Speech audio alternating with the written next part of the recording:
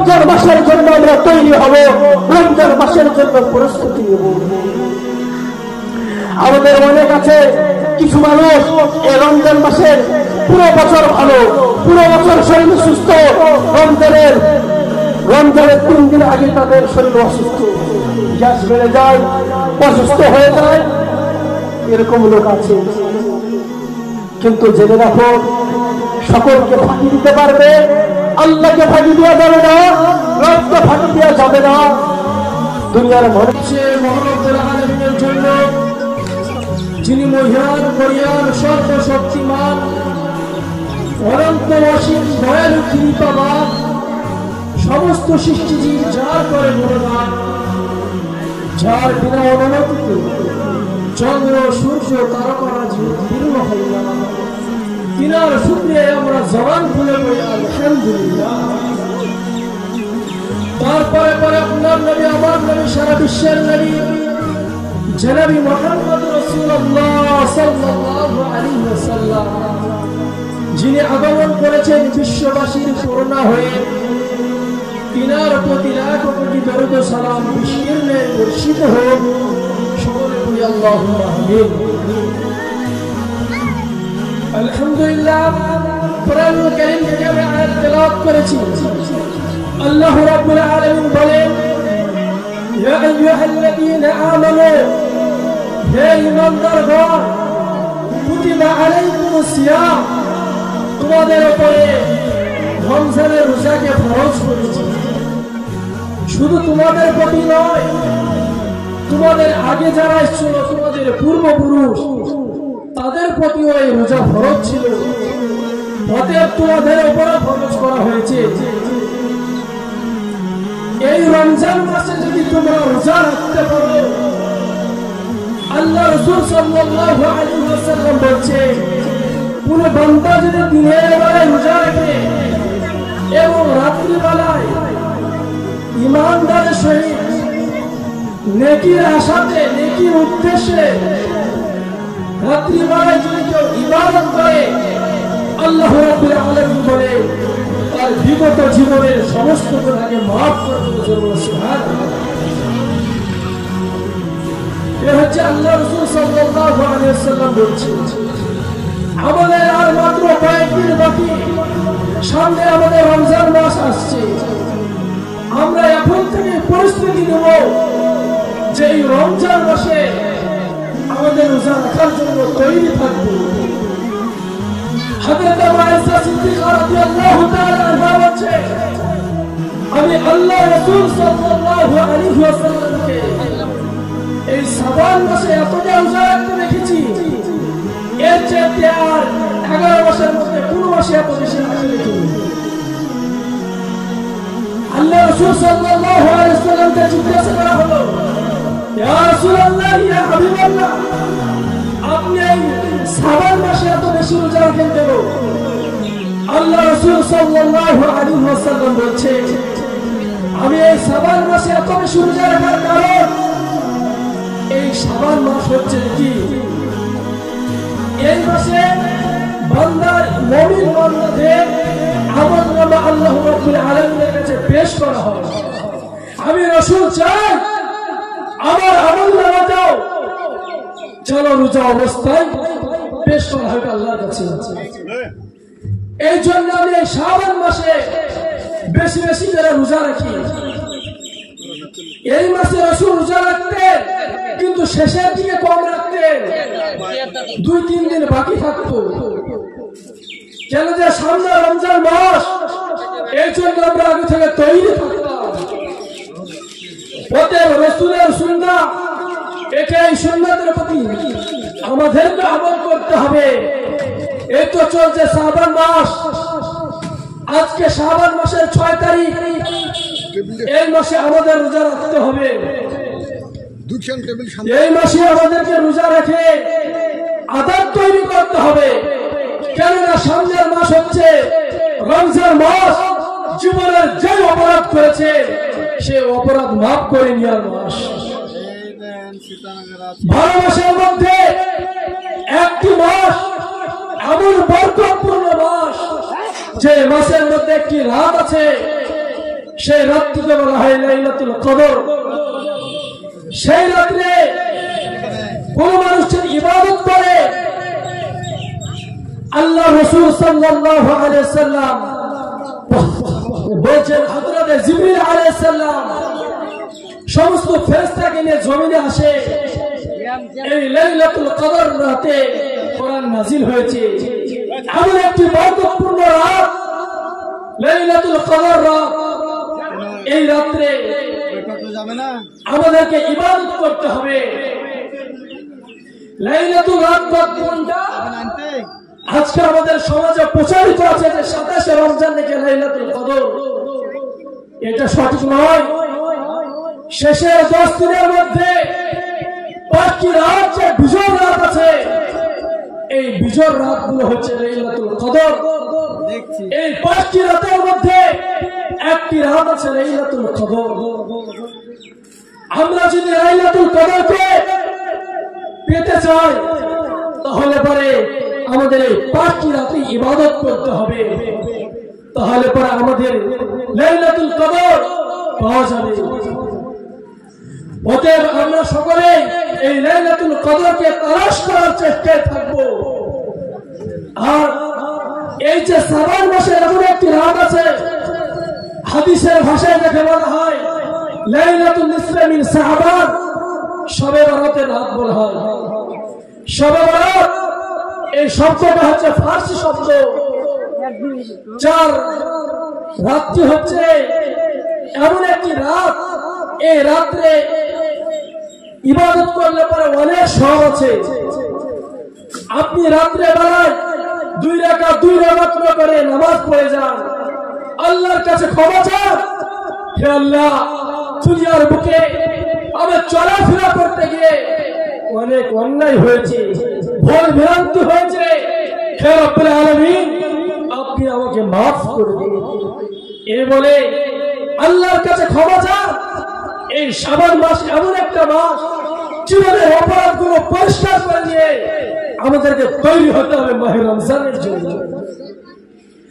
অনেক মানুষ চাইছে যে রমজান মাসে গিয়ে আবার রোজা রাখবো, ইবাদত করবো। মানুষকে বলা হলে এই কথাই বলে। অনেক মানুষ এমন আছে তার জীবনে রমজান আর আসে না।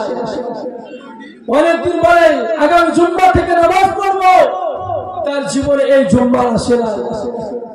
অনেক মানুষ দুনিয়ার মুখ থেকে বিদায় নিয়ে চলে গেছে। তাই বলি, আমরা যতদিন দুনিয়ার মুখে বাঁচবো আল্লাহ রাব্বুল আলামিনকে সন্তুষ্ট করব, আল্লাহ রাব্বুল আলামিনকে খুশি করব। কেননা আল্লাহ রাব্বুল আলামিন দুনিয়ার বুকে বান্দাকে ইবাদতের জন্য পাঠিয়ে দিয়েছেন। কাল কিয়ামতের ময়দানটা এমন কঠিন একটা ময়দান হবে, সেই ময়দানে আল্লাহ রাব্বুল আলামিন সর্বপ্রথম বান্দাকে জিজ্ঞাসা করবে, হে বান্দা তুমি নামাজ পড়েছো কিনা বলো। প্রথমে জিজ্ঞাসা করবে না রোজা রেখেছো কি, হজ করেছো কি, এ কথা জিজ্ঞাসা করবে না। সর্বপ্রথম বলবে, হে বান্দা তুমি রোজা রেখে নামাজ পড়েছো কিনা। সর্বপ্রথম নামাজের হিসাব নিয়ে হবে। এই জন্য আল্লাহ রাব্বুল আলামিন কোরআনুল কারীমের ভিতরে 1 জায়গায় 2 জায়গায় নয় 82 জায়গায় জানিয়েছে, আকিমুস সালাত ওয়া আতুজ যাকাত। হে বান্দা তোমরা নামাজ কায়েম করো এবং যাকাত প্রদান করো।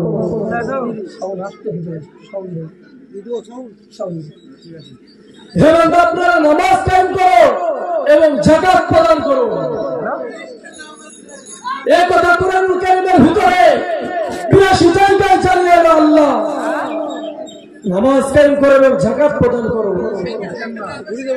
আপনি বলছে আল্লাহর বান্দা, মৌমাছিও সে আল্লাহর মাখলুকাত।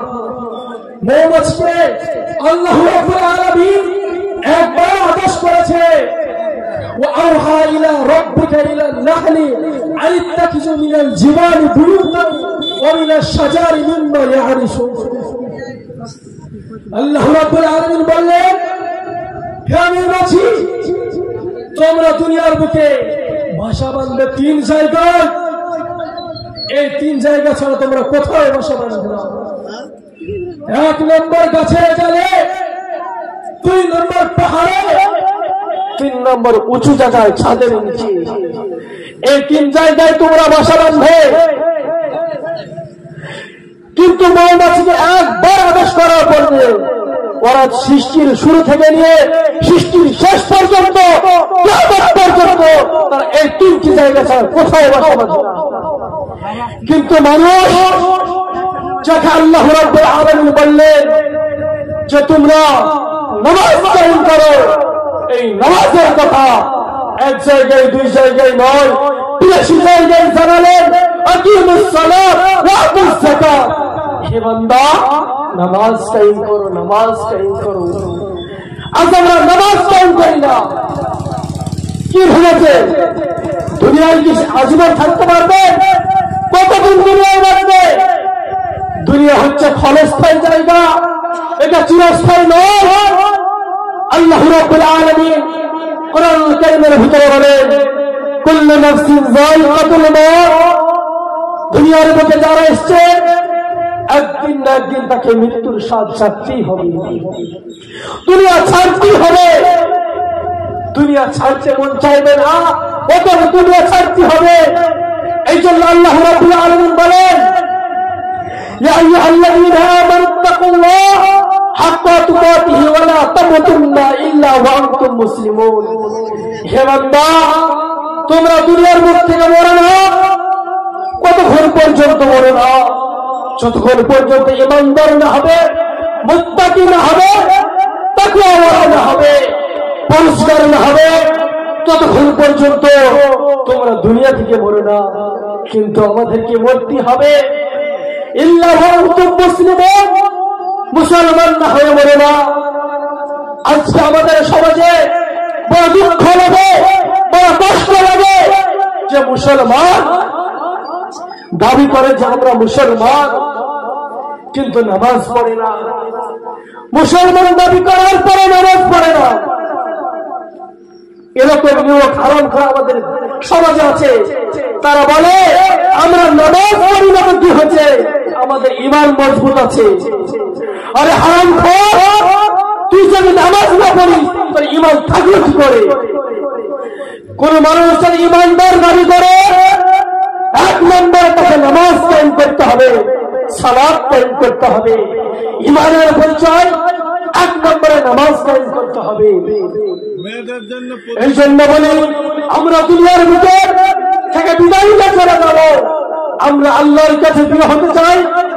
আল্লাহ রাব্বুল আলামিন যেই জন্য আমাদেরকে দুনিয়ায় পাঠিয়েছে, সেই জন্য আমরা দুনিয়ার কাজটা যেন করতে পারি। ও আল্লাহওয়ালা, ও দিনওয়ালা, ও কলমাওয়ালা, তোমরা শুনে রাখো, দুনিয়ার বুক থেকে যেই দিন চলে যাবে, কবরস্থানে রেখে আসবে। রেখে আসার পরে জানাজা পড়ে যখন তোমাকে ছোট্ট কবরের ভিতরে রেখে আসবে, মালাকুল মউত আসার পরে জিজ্ঞাসা করবে মান রব্বুকা মান দীনুকা মান নবিয়ুকা। তোমার রব কে ছিল, তোমার দ্বীন কি ছিল, তোমার ইসলাম কি ছিল, তুমি কার পথে চলেছ?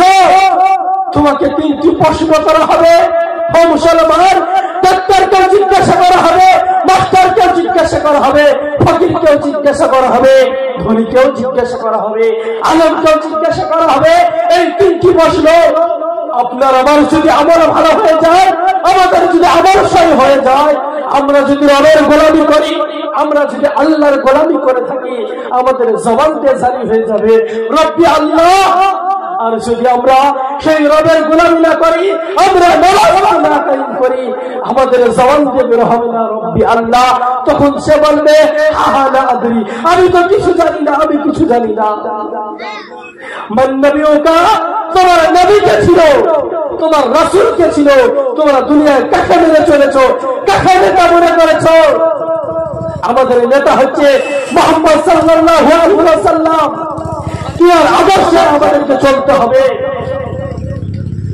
তোমাকে জিজ্ঞাসা করা হবে, যারা রাসূলকে দেখলে, যারা আলেম ওলামাদেরকে দেখলে জঙ্গি মনে করতো, তারা রাসূলকে কবরে দেখার পরে বলবে এটা জঙ্গি, ফেরেশতারা বলে তোমাকে বানাচ্ছি জঙ্গি।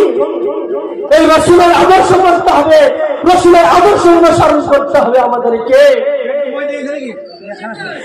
3 নম্বর জিজ্ঞাসা করা হবে মান দীনুকা, তোমার ধর্ম কি ছিল? তোমার ধর্ম ইসলাম ছিল না কি ছিল? কোন ধর্মে তুমি চলেছ? এই 3টি প্রশ্নের যদি আমরা উত্তর দিয়ে দিতে পারি আমাদের জন্য হয়ে যাবে জান্নাত। আর যদি 3টি প্রশ্নের উত্তর না দিতে পারি আমাদের জন্য তৈরি আছে জাহান্নাম। এমন ভয়ানক জাহান্নাম, এমন ভয়ানক কবরস্থান যেখানে নাই কোনো বাতি, নাই কোনো জানালা, নাই কোনো দরজা। ওই অন্ধকার কবরে আমাদেরকে পড়ে থাকতে হবে। দাদা চলে গেছে, বাবা চলে গেছে, তারা আর জীবনে ফিরে আসে না ওই কবর থেকে। আমরা জানি না তারা কি হালে ওই কবরে আছে। মানুষ যদি বিদেশ যায়, কেরল যায়, না হলে 2 বছর 1 বছর পরে আবার দেখা হয়, ভিডিও কলে কথা হয়। কবরে যারা চলে গেছে তাদের সঙ্গে কোনো কানেকশন নেই, তাদের কোনো কানেকশন কাটা, তাদের সঙ্গে কোনো কানেকশন নেই। তারা কি হালে আছে আমরা কেউ জানি না। ওই খবরে আপনার সন্তান খোঁজ নেবে না, আপনার মেয়ে খোঁজ নেবে না, আপনার স্ত্রী খোঁজ নেবে না, কেউ খোঁজ নেবে না। আজকে যে সন্তানের জন্য অর্থ কামাই করতে গিয়ে সুদ খান, ঘুষ খান, হারাম খান, সেই সন্তানরা আপনার কবরে খোঁজ নেবে না। ও মুসলমান, ও আল্লাহওয়ালা, ও দিনওয়ালা, তোমরা শুনে রাখো, ওই কবরে কেউ তোমার খোঁজ নেবে না। ওই কবরের জন্য তুমি নিজেই তৈরি হয়ে যাও, তুমি নিজেই আমল করতে থাকো। এমন ভয়ানক কবর তৈরি আছে। আজকে বলে যাই দিনকে মানার জন্য ইমানদার হয়ে যান, নামাজি হয়ে যান, পরকাল কামিয়াব হবে। যখন ওই কবরের ভিতরে আপনার সামনে আমল নামা পেশ করা হবে, বান্দা দেখবে মালি হাযাল কিতাব লা ইউগাদিরু সাগীরাতান ওয়ালা কাবীরাতান ইল্লা আহসাহা। বান্দা আমল নামা দেখার পরে চিৎকার করে করে বলবে আল্লাহ এ কেমন আমল নামা দিলেন, আমার ছোট গুনাহ বড় গুনাহ কিছুই বাদ যায়নি, সমস্ত গুনাহ আমল নামায় জমা। সেই দিন কি করবে? ওই ভয়ানক কবর প্রতিদিন বান্দাকে ডাকে, কবর আমি একাকী ঘর, আমি কিয়ামতের ঘর, আমি পোকামাকড়ের ঘর। হযরত মা ফাতেমা তুল-জাহরা রাদিয়াল্লাহু তাআলা আনহা যেই দিন ইন্তিকাল করবেন তার আগে ওসিয়ত করেছিলেন যে আমি যখন মারা যাব আমাকে রাত্রিবেলায় ওই কবরস্থানে দিয়ে, বেশি মানুষকে জানাজানি করেন না, অল্প মানুষকে জানিয়ে আমাকে কবরস্থানে দিয়ে। যখন তিনি মারা যাওয়ার পরে কবরস্থানে কবর খোলা হয়েছে, এরপর হযরত আবু যার গিফারি রাদিয়াল্লাহু তাআলা আনহু কবরের ভিতরে যাওয়ার পরে বলেন, ও কবর আজকে তোর বলে দেখা রাখবো, জানিস এমন একজন মানুষকে কবরের ভিতরে রাখবো যিনি হবে জান্নাতের সরদারি। তিনি কাজে কবরের মধ্যে রাখবো, খবরদার বেয়াদবি করিস না। কবর থেকে কোনো আওয়াজ হয় নাই।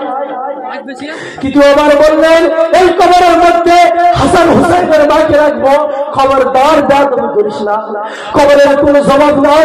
আর যারা চিৎকার করে হযরত আবু যার গিফারি রাদিয়াল্লাহু তাআলা আনহু বলেন, ও কবর আজকে তোর মুখে দেখা রাখবো, জানিস তোর মুখে রাখবো মুহাম্মাদের হৃদয়ের টুকরা পুতলিকে রাখবো, খবরদার বেয়াদবি করিস না।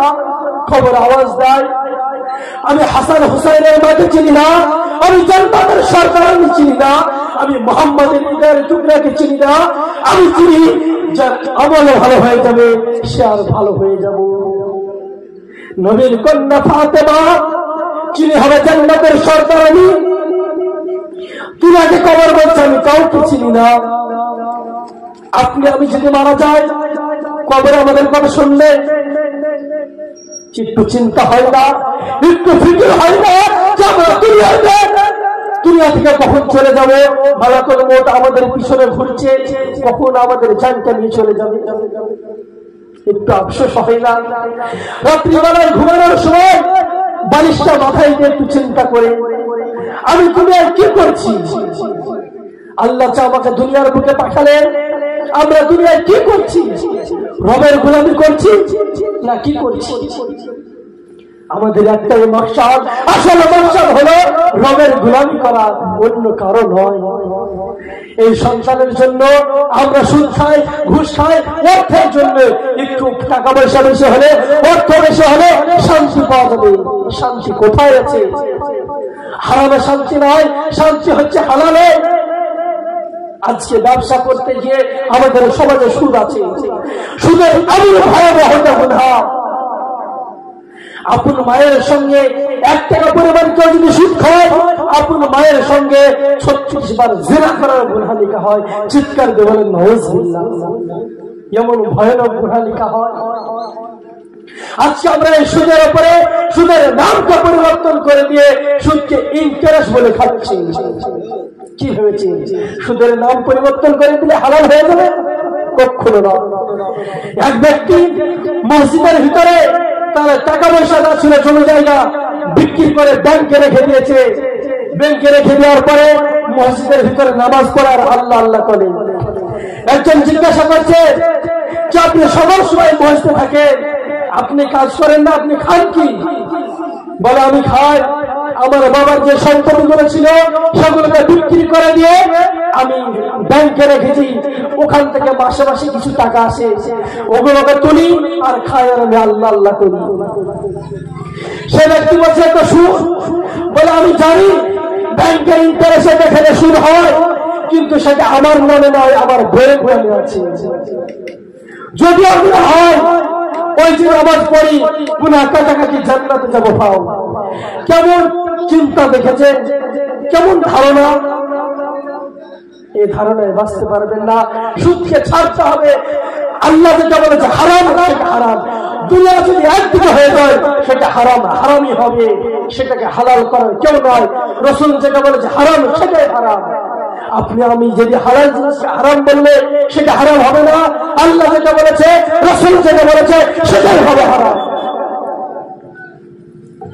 আল্লাহ রাসূল সাল্লাল্লাহু আলাইহি ওয়াসাল্লাম মেরাজে যাওয়ার পরে, মেরাজ থেকে ফিরে আসার সময় মেরাজে দেখছেন কিছু মানুষের পেট এত বড় বড় হয়েছে, একটি বড় ঘরের সমান। আল্লাহ রাসূল সাল্লাল্লাহু আলাইহি ওয়াসাল্লাম হযরত জিবরিল আলাইহিস সালামকে জিজ্ঞাসা করলেন, হে জিবরিল আলাইহিস সালাম, এরা কারা? যাদের পেট এত বড় বড় ভয়ানক? হযরত জিবরিল আলাইহিস সালাম বলছে, এরা হচ্ছে সেই ব্যক্তি যারা দুনিয়ার মধ্যে সুদ খেত, তাদের পেটের ভিতরে সাপ কিলবিল করছে, এমন ভয়ানক আযাব। তখন তাকে বলা হলো, আল্লাহ রাসূল বললেন, জিবরিল আলাইহিস সালাম আল্লাহ রাসূলকে বলছে, এগুলো আপনার সেই উম্মত যারা দুনিয়ার বুকে সুদ খেত, তাদের পেট এরকম। ভাবতে পেরেছেন সুদের গুনাহ কতটা ভয়ানক গুনাহ। আল্লাহ রাসূল মেরাজে দেখে এসেছেন এই ঘটনা। জেনে রাখো, সুদে কখনো হারাম নেই, সুদে হচ্ছে হারাম। হারামে কোনোদিন আরাম হতে পারে না, হারামে হয় বেড়া। অতএব আমরা হারামকে বর্জন করে আমরা হালাল দ্বারাকে উপার্জন করব।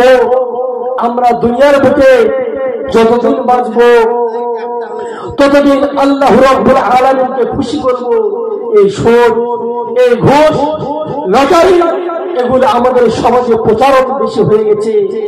আপনাদেরকে বলি, এই সুদকে, এই ঘুষকে বর্জন করতে হবে।